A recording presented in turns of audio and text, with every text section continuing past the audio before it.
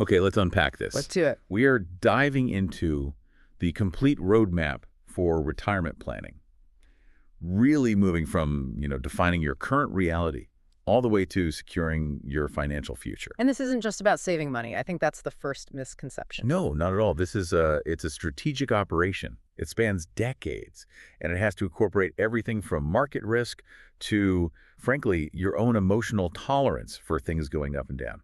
That's the key insight right there. The fundamental role of a retirement plan, and our sources really analyze this in depth, is to establish a clear, a navigable roadmap. A roadmap, I like that. It has to link a client's current financial situation, where you are right now, with those complex and, let's be honest, often uncertain future expectations. Right. Ultimately, it defines the lifestyle you want, the expenses you anticipate, and crucially, that specific income goal you need for what you call true retirement security. And what I find so compelling right from the start is that the sources just immediately knock down the idea that this is purely a financial problem. Before we even, open the spreadsheet, we need to gather these vital, non-financial inputs. You can't solve for X if you don't even know the personal context. Precisely. I mean, if you're serious about building a real strategy, you have to conduct a deeply honest self-assessment.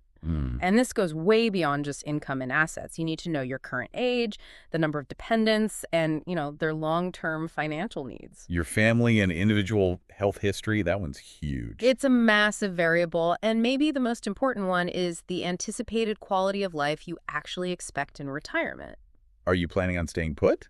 Mm-hmm. Or are you, downsizing and traveling the world? Exactly. Those are vastly different personal factors, and they fundamentally dictate the financial number you need and therefore the strategy you have to adopt today. So here's where it gets really interesting for me. The sources stress this roadmap. It can't be a static document. No, it's a death sentence if it is. Right. If you build it at age 30 and never look at it again, you're almost guaranteeing it's going to fail you 30 years later. It has to be a living entity. What's fascinating here is that the plan must be dynamic because, well, life is dynamic. Our goals, our income streams, our daily expenses, even our emotional risk tolerance, it's all constantly shifting. So we need to be ready to modify the plan. We need to be ready to modify it following any major irreversible life event. Think about those triggers: marriage, the birth of a child, divorce, a significant change in your job profile. Right, that changes your income stability or your benefits. Or significant changes in health for yourself or a loved one. Each of these forces a critical recalibration of both the goal, that target number, and the resources you have available. Your saving capacity, your time horizon. All of it. And if you wait 5 years after a major life change to adjust your plan, you've likely lost 5 years of optimal growth. It's a huge unforced error. So let's begin this journey chronologically then. Let's trace the financial life cycle that our source material defines so well. We'll start with that foundational and often toughest phase, the young earner. Right. The characteristics of this stage are, they're universally challenging. Income is often low or it's still growing. And your expenses, student loans, setting of a home, they basically eat up everything you make. Exactly. Your income is barely met. And as a result, savings can feel, well, woefully inadequate, or they require this significant psychological effort just to maintain. And when you're young, retirement is, 40 years away? It feels abstract. So it's tempting to prioritize that first big investment, maybe some hot stock. It is, but the sources are so clear on this. They establish a very strict hierarchy of savings priorities, and retirement is not number one. Not at the beginning. Absolutely not. The initial priority, the first claim on your savings, should always be creating an essential emergency or reserve fund. That cushion is crucial because it manages any possible loss or reduction in income. Without that, say, 3 to 6 months of living expenses just sitting in cash, any unexpected bill A car repair? A short layoff? forces you to compromise your retirement savings, probably through high-interest credit card debt. You have to secure the base first, period. And if income is tight, which it is in this phase, the only way to even find that reserve money is the discipline of a budget. Budgeting is the non-negotiable imperative here. When income is tight, a budget is the essential tool that forces you to live within your available income and, critically, to generate savings for those future goals. But it has a secondary benefit, doesn't it? It does, and it's often overlooked. It functions as a diagnostic tool. It is the only way to really identify and eliminate or reduce wasteful spending. those small, habitual leaks. The daily coffees, the subscriptions you forgot about. Right, and over the course of a year, that could have funded your entire emergency account. We've mentioned discipline, but, I mean, human nature makes discipline hard. It's very hard. The great advantage we have today, though, is automation. Yeah. We can outsource that effort to technology. We absolutely should. Automating investments like linking your bank account and using a systematic investment plan or SIP, it's just a fancy term for setting up a recurring automatic contribution. Right. It ensures discipline. This guarantees that your savings are invested without delay, usually right after you get paid. So it's out of sight, out of mind. Exactly. And this continuous, undisrupted process allows the funds a longer time to compound and grow rather than waiting for you to remember to make a manual transfer, which often leads to missed opportunities or the money getting spent on something else. Consistency is just paramount. Okay, so let's move into the middle years. Say late 30s to mid 50s, the game really changes here. We're transitioning from that foundational discipline to a period of maximum leverage. Our sources call it the ideal correction period. I like that. This stage is considered the ideal time to seriously address any of those prior shortfalls you might have had in the first phase. And why is it so powerful? Well, it typically represents your peak earning years. Your income is high, it's stable. And those earlier significant financial burdens. Paying off the house deposit, children's education costs. Exactly. Those may be closer to being met or even resolved, which fundamentally frees up a substantial amount of cash flow. So you suddenly have this window of opportunity where your income is peaked, but your major expenditures have either stabilized or even started to decrease. It's kind of a perfect storm for upping your savings rate. That's it. Since expenses are likely to have stabilized, you're in this unique position to apportion larger portions of your available savings directly to retirement. This is the catch-up phase. This is the aggressive contribution phase. It effectively compensates for any shortfalls from the young earner stage or during those earlier years when family expenses were at their highest. If you're playing catch-up, these are the years where you maximize your principal contributions to make up for lost time and compounding. I want to pause on that idea of stabilization, though, because while income is high, lifestyle creep is also very real, isn't it? Oh, it's a huge danger. Aren't people just spending more because they're earning more? They often are, and that's where the budgeting discipline you established earlier has to hold. The stability we're talking about here is the predictability of your major expenses, your housing costs, your loan payments, your family size. Okay, so the categories are set. Right. If you maintain the discipline from your earlier phase, these years become your highest leverage point. The sources really emphasize that the stability of the expense type combined with high income makes that increased contribution possible. But you still need to consciously divert that surplus from immediate consumption into your retirement savings. Now we have to talk about debt. It's a primary antagonist of financial freedom. The debt-to-income ratio, or DTI, is highlighted as a core indicator of retirement readiness. It's a key metric because it basically measures your financial leash. The DTI ratio should ideally tend to 0 as you approach retirement. 0. The goal is to retire mortgage-free, car payment-free, and certainly credit card debt-free. So why is that 0 debt target so critical? Couldn't a retiree manage, say, a small, low-interest mortgage payment alongside the retirement income? The risk of high debt just severely erodes your retirement security. And that's because mandatory loan obligations must be met first from your retirement income Before you even buy groceries. before anything. That income, which is already fixed and vulnerable to inflation, is supposed to fund your lifestyle. But if a substantial percentage is dedicated to servicing debt, you undermine the whole plan's sustainability. And it limits your choices, right? It really restricts your investment choices. It often forces you, the retiree, to allocate more of your valuable funds to low-return, guaranteed products like annuities or CDs, just to ensure the cash flow is stable enough to pay that loan. So you miss out on growth. You limit the corpus's potential for growth and inflation proofing. Debt removes the most valuable commodity you have in retirement: flexibility. Let's put some real-world weight on that. If I need, say, $5,000 a month to live, but $1,000 of that goes to an outstanding mortgage. Then your real need is $5,000, But your required retirement income to get that lifestyle is actually much higher because you have to pay the debt first. Right. That debt payment is a non-discretionary fixed expense. You have to service it regardless of market performance or your health. It drastically lowers the amount of discretionary income you have. And that's pure drag on the portfolio. It is. If you have a $200,000 debt at 5% interest, that's $10,000 a year in interest alone. That $10,000 is a guaranteed annual drain that can't be reinvested, can't fund a vacation, can't pay for a sudden medical expense.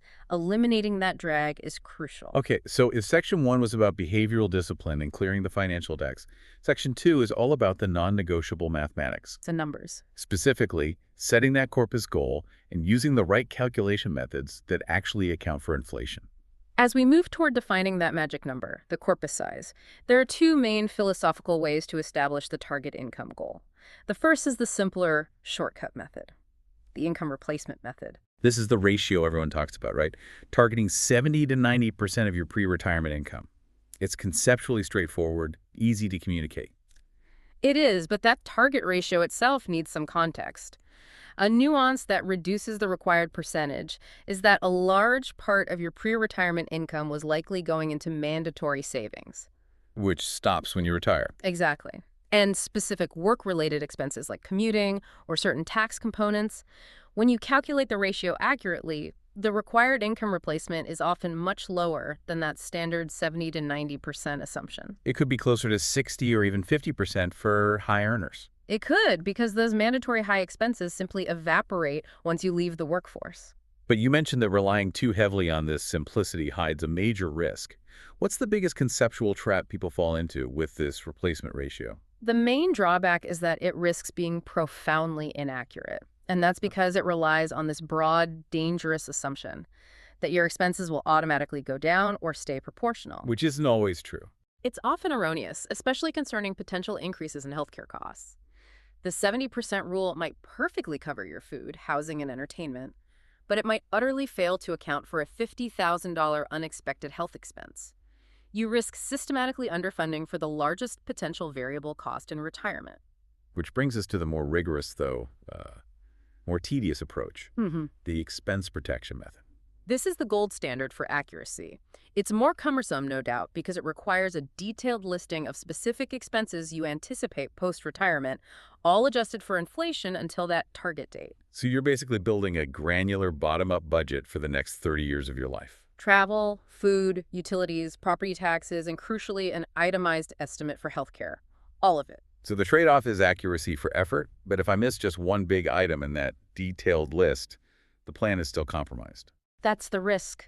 The accuracy trade-off means that while it's potentially more robust, if that detailed list overlooks or underestimates expenses, especially discretionary costs in early retirement like travel or long-term care needs late in retirement, it risks making the determination of the retirement corpus inaccurate. You're trading one type of estimation risk for another. You are, but the expense protection method forces you to confront the numbers directly. Regardless of the methodology, though, the budget has to account for a proportional shift in spending, which I think is often counterintuitive for people who are still working. That proportional shift is undeniable. Post-retirement budgets see significant changes. Costs related to health and medical care insurance, out-of-pocket costs, they increase substantially as a proportion of your total spending. And on the flip side, Expenses for work-related items like daily transportation or personal upkeep, professional clothing, dry cleaning, they often decrease sharply.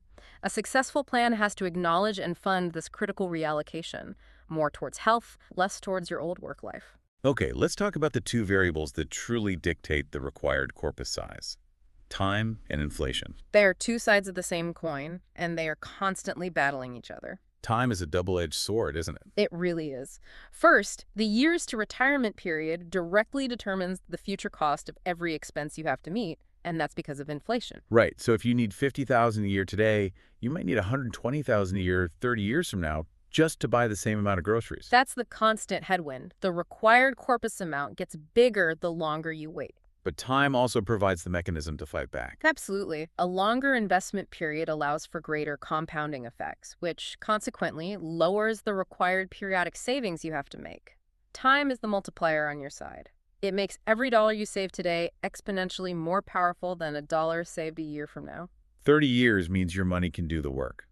10 years means you have to do the work. You have to do the heavy lifting with your principal. And that leads us to the single most critical calculation for fighting inflation: defining and using the real rate.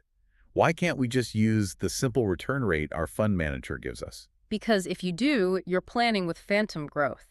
Defining the real rate is paramount because it ensures you're planning with actual future purchasing power, not just nominal currency values. The inflation-adjusted rate? Right. It's the periodic rate of return on an investment after you adjust for inflation.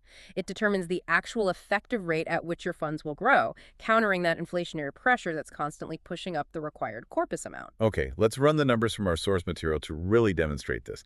This is the catastrophic difference between simple subtraction and the accurate calculation. If investment returns are expected to be 12% and inflation is 6%. Most people incorrectly assume the real return is 6%. 12 minus 6. Simple. What's the reality? The reality is that simple subtraction creates an over-optimistic and potentially ruinous expectation of growth. If your nominal return is 12% and inflation is 6%, the accurate calculation, using the formula RR equals 1 plus the nominal rate, divided by 1 plus the inflation rate, all minus 1. Okay. It results in a rate of 4.89% per annum. Wow, so that's a difference of 1.11 percentage points. That sounds small, but over decades, what does that small error actually translate to? That 1.11% discrepancy is monumental. Let's say you're 35, aiming for a $2 million corpus by age 65. If you incorrectly use 6% instead of 4.89%, your calculator tells you to save X per month. Right. When you correct the rate to the real 4.89%, you often find you have to increase your monthly contribution by 15 to 25% just to meet the same goal. Just to make up for that math error. The error means your money isn't growing as fast relative to costs as you thought, and it forces you to use your own principal contributions to fill that widening gap. Getting the real rate right is the foundation of accuracy. So let's synthesize these two competing forces, return and inflation. How do they operate together in the corpus calculation? They are powerful opposing forces that have to be perfectly balanced. The rate of inflation pushes up the required corpus needed to fund your income. It increases the size of the basket you have to fill. And the return? Conversely, the expected return the invested corpus generates will reduce the necessary savings contribution. It increases the amount the money itself contributes to filling that basket. Effective planning is fundamentally about maximizing the real rate of return while ensuring you've saved enough principal to meet that inflation-adjusted goal. We've established the math. Now, what happens if we find ourselves off track? Maybe because we didn't use the real rate correctly, or we, simply started saving too late. That's the heavy cost of delay. Procrastination. Delaying the start of your savings necessitates a substantially larger monthly contribution later in life. Why exactly? It's because the investment misses out on the crucial early benefits of compounding. Compounding has its greatest effect in that first decade.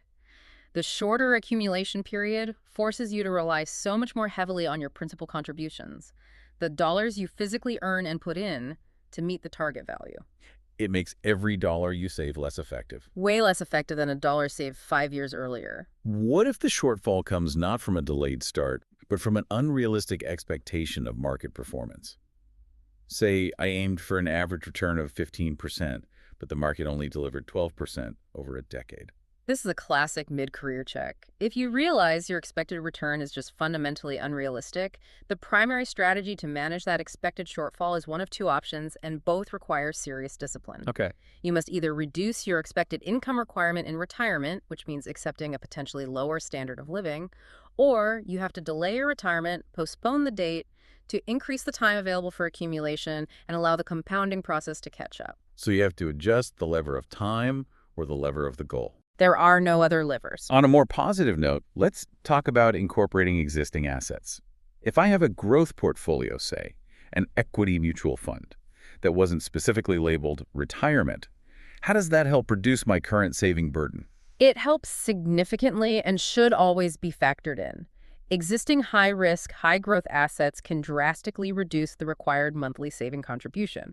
The key is to calculate the future value of that existing asset. Project it forward. Right. Project it forward until retirement using a reasonable expected return, and then you deduct that future value from the total corpus you need.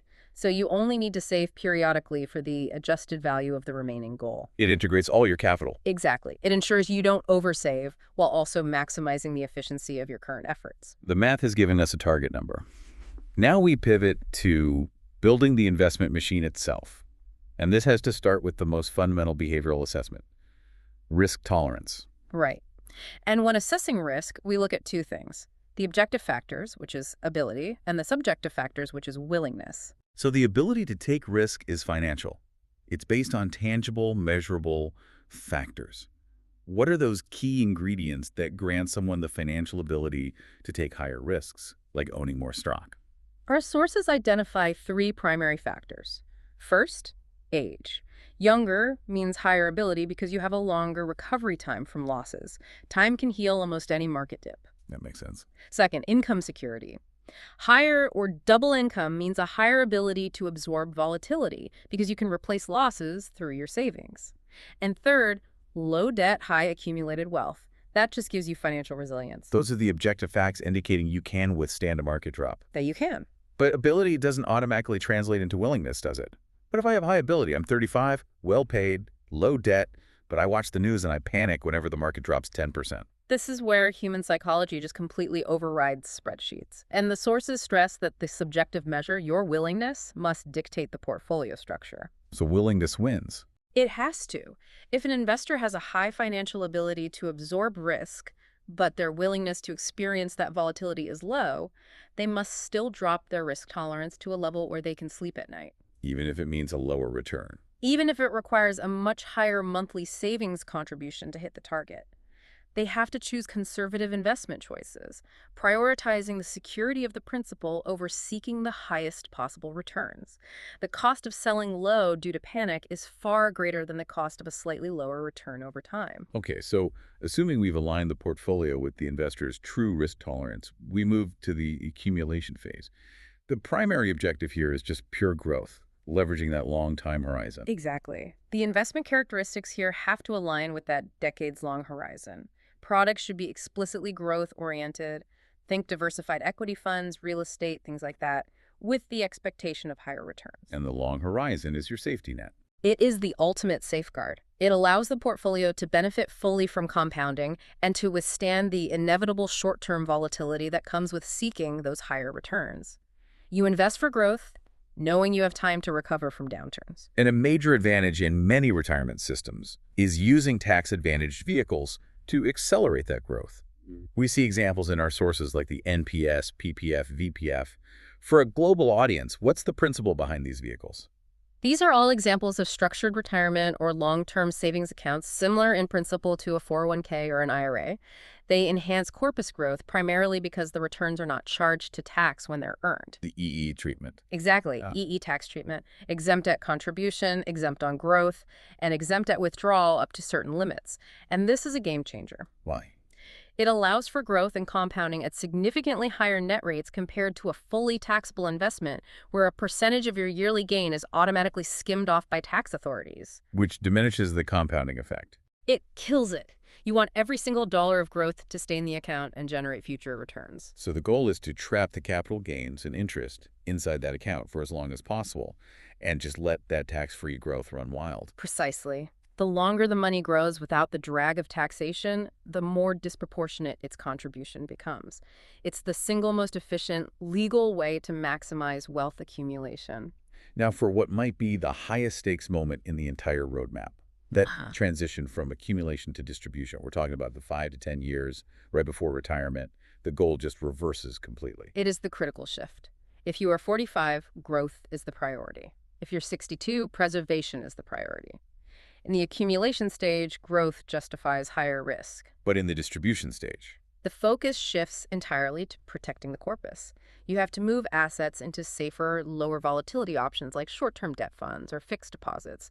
They're designed to generate stable income rather than capital appreciation. You have to aggressively de-risk the portfolio.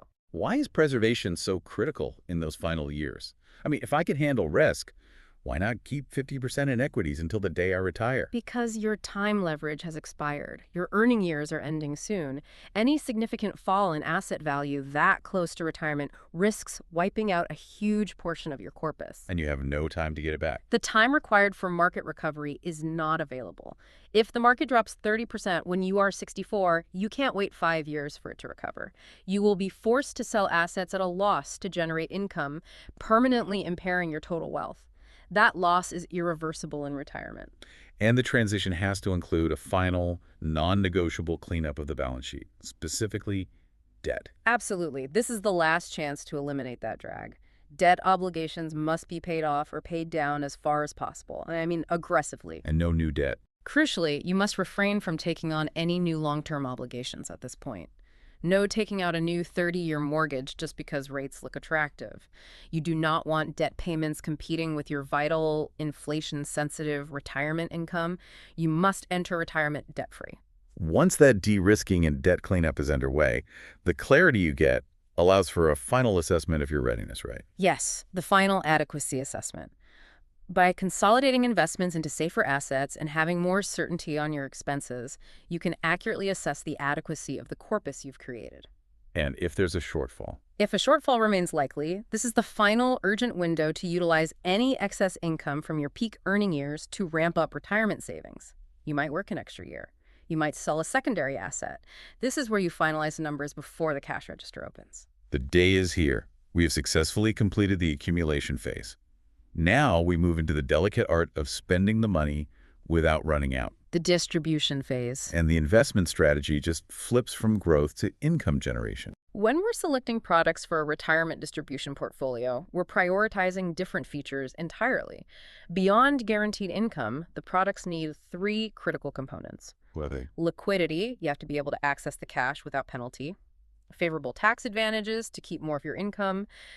And robust capital preservation. The core mantra is safety and predictability, minimizing fluctuation. But the threat of inflation doesn't stop just because you retired.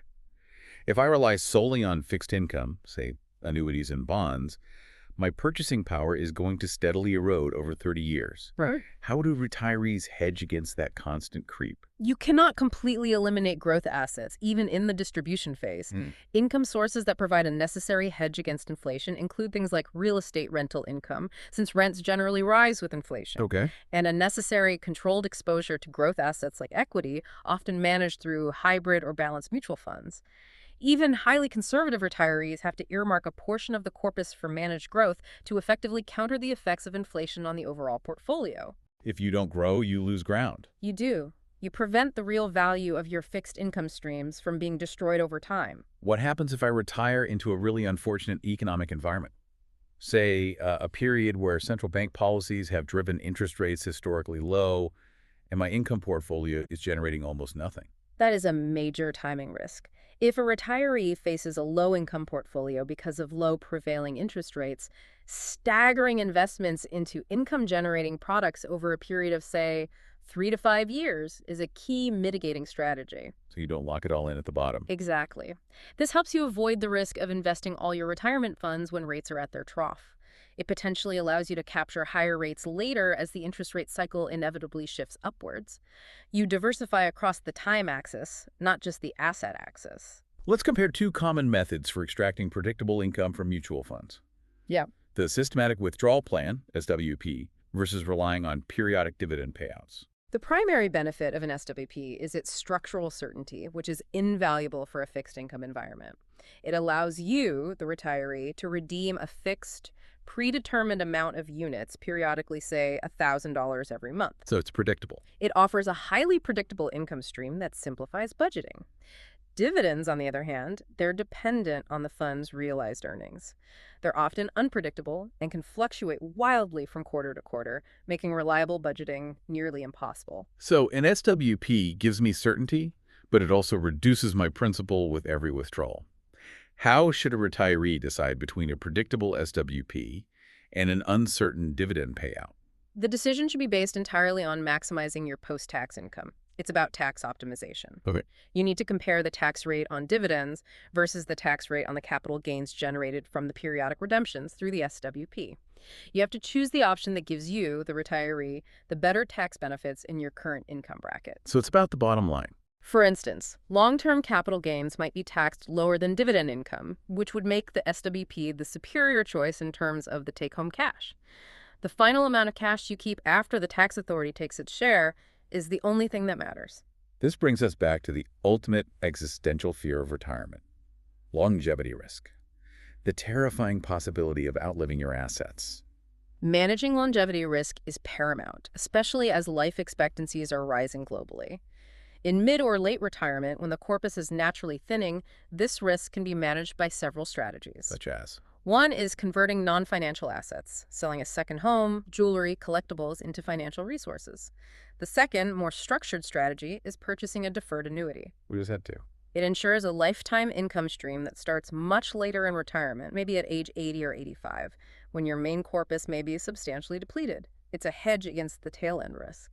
Many income strategies rely on immediate annuities, where you hand over a lump sum and get income right away. What is the fundamental commitment when buying one? It's vital for retirees to understand that the purchase of an immediate annuity is largely permanent. Once you buy it, the annuity principal is no longer accessible to you. So it's gone. You are transferring the longevity risk entirely to the insurance company in exchange for guaranteed payments.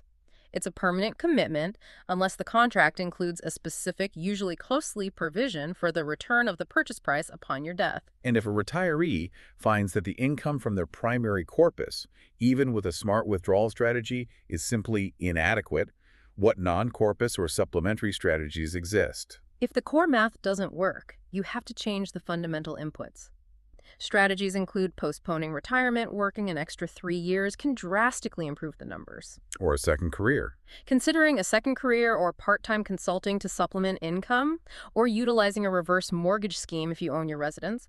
A reverse mortgage lets you draw down the equity in your home as cash flow without needing to sell the property immediately. You're using a non-corpus asset to bridge the income gap. Exactly. Let's revisit the National Pension System, NPS, as it provides a concrete example of jurisdiction-specific tax incentives at the exit stage.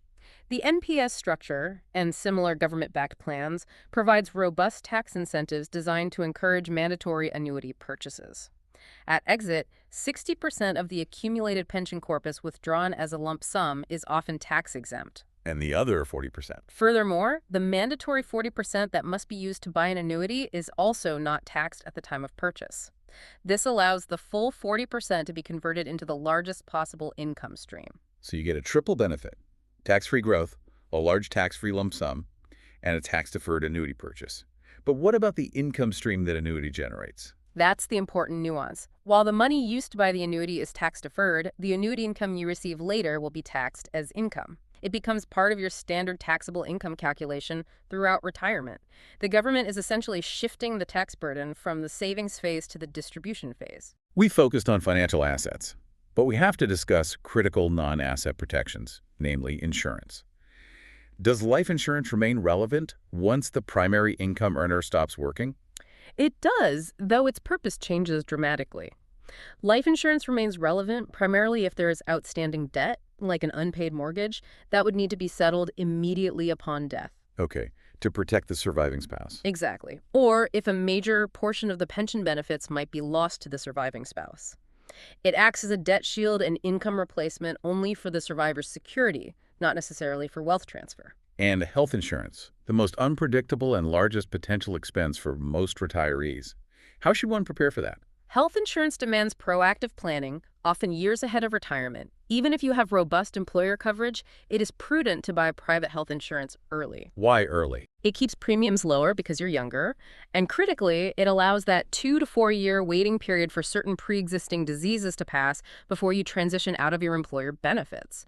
And any coverage purchased must include mandatory lifetime renewability. To ensure you can't be dropped. Right, so you can't be dropped due to age or future health issues. Finally, let's talk strategic tax management in the distribution stage. This is all about maintaining a low marginal tax rate. Tax bracket management is a sophisticated strategy for maximizing retained income. Tax-free income sources like interest from specific tax-free municipal bonds can be strategically used to bridge an income gap. A gap that might otherwise do what? That might otherwise tip the retiree into the next higher marginal tax bracket. By using tax-exempt income for basic needs, they can keep their remaining taxable income lower, thus maintaining a more favorable marginal tax rate overall. It's about careful layering of your income streams. We started by saying the plan must be dynamic, which means continuous, rigorous monitoring. You can't just set it and forget it. No, absolutely not. A periodic review, at least once a year, is essential. If you identify an underperforming investment, say an equity fund that consistently lags its benchmark, 32. the review should prompt you to either switch funds out of that underperforming investment and into better options, or, if the market isn't the problem but the goal is growing, increase your savings contribution to reduce the risk of the corpus falling short. Continuous correction is key. And what's that essential administrative detail that often gets overlooked during these reviews, leading to huge complications for family members later? The beneficiaries. This is such a common and destructive oversight. The periodic review must include checking and updating the beneficiaries identified in all your different investments: bank accounts, mutual funds, insurance policies, Through nominations, joint holdings? all of it. Life changes, divorces, deaths, new marriages can render outdated beneficiary information disastrously incorrect, causing massive legal and probate complications for your heirs and delaying asset transfer by years. Let's zero in on the financial damage caused by an unplanned, large withdrawal early in retirement. Why is an early withdrawal so disproportionately harmful? This is one of the most damaging actions a new retiree can take. An unexpected, large outflow of funds early in retirement limits the benefits of compounding to the remaining corpus. So it's not just the money you take out. No, because the withdrawal happens when the money should be compounding most aggressively. In those early years when the balance is highest, it causes a greater long-term impact on the fund's ability to generate sufficient income for the rest of retirement. You are not just taking out the principal, you are taking out the future returns that money would have generated for the next 20 years.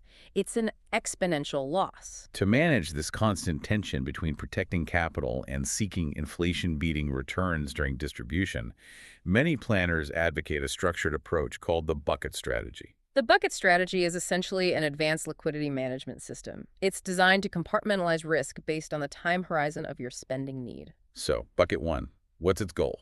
The goal of the first bucket is safety.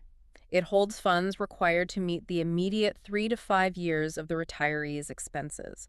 It ensures you have adequate, ready, and safe funds, usually in cash or highly liquid equivalents, to meet your needs during this period, regardless of what the stock or bond markets are doing. So, bucket 1 is pure safety. Which bucket then holds the highest exposure to growth assets? That would be the third bucket, the furthest out bucket. This bucket holds funds you won't need for 20-plus years, giving it the potential to take higher risks in growth assets, like global equity, since there is ample time for those funds to benefit from market recovery. And bucket 2 is the bridge. Bucket 2 acts as an intermediate buffer, usually holding medium-term bonds or fixed deposits, covering years 5 through 15. So how does this structure practically manage the dreaded short-term market downturn, like a stock market crash? That is the genius of isolating liquidity risk. Let's imagine a crash. The riskier assets in bucket 3 fall significantly in value. The retiree does not panic. Because they're living off bucket 1. They're living entirely off bucket 1, that 3 to 5 years of cash. They are not forced to sell assets in the depressed bucket 3 to fund their lifestyle. They can just leave it alone. Since those funds in bucket 3 aren't immediately needed, they're simply left to recover over the next 5 to 7 years, while the retiree manages cash flow by occasionally refilling bucket 1 from the more stable, recovering assets in bucket 2. It isolates volatility from immediate spending needs. It prevents the selling low mistake. Finally, we have to acknowledge the psychological roadblocks. No plan is perfect if the investor is constantly making emotional decisions. Let's start with familiarity bias. Familiarity bias is pervasive. It causes investors to choose products they're comfortable or familiar with, maybe the stock of their employer, a specific local real estate market. Things they know. Right. Rather than investing in assets that their portfolio and stage of retirement actually demands for proper diversification and growth. This preference for the known over the necessary potentially leads to suboptimal diversification and increased localized risk. You end up with all your eggs in one very familiar basket. Exactly. And if that basket drops, you're in trouble. And the second major bias, often tied to holding on to losing investments, is anchoring. Anchoring occurs when investors become fixated on a past piece of information that is no longer relevant, usually a historical high price. For example, holding onto a stock that has dropped 70%, hoping it regains a previous high price level. Even though the company's fundamentals have permanently changed. Right. This fixation on an irrelevant historical point prevents them from analyzing the current value.